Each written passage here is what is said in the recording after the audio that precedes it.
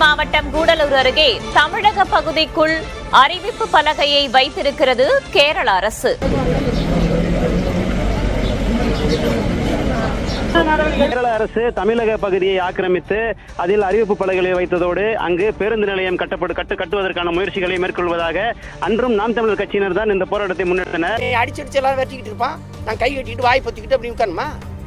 என்ன நாயினும் கீழே போ நக்கி பிள்ளை புழுவா நிலையெல்லாம் சொல்ல எவனுக்கு இங்கே அதிகாரம் இல்லை. ஒரு அளவு தான். அது திருப்பி நாங்கள் செய்யறது இனவெறினா என்ன இனவெறின்னு எவன் சொல்றானோ அவன் கொடுமையான இனவெறிய. இதெல்லாம் சைத்து கொண்டு எப்படி இருக்க முடியும்? இதை விடலாம் ஜனநாயகவாதிகளாக இருக்கவே முடியாது தமிழர்கள். இந்தியாவில் எத்தனை மொழிவழி மாநிலம் இருக்கு? ஒரு மாநிலத்தில் தொலைக்காட்சி வாதத்தில் தமிழன் உரிமைக்காக ஒரு தமிழன் உட்காந்து பேசலாம்னு சொல்லுங்க பார்ப்போம். ஆனா இங்க நிலத்துல நான் ஈழத்துல செத்தாலும் சரி கூட உங்களை அணுவில்லையா அது வேணும்னு பேசுறவங்களா வெளி மாநிலத்துக்காரன் வேற மொழிக்காரன். இங்க எல்லாரும் உட்காந்துட்டு என் கருத்துக்கு எதிரான உணர்வுக்கிறதா பேசிட்டு இறங்கி பத்திரமா போயிட முடியுது.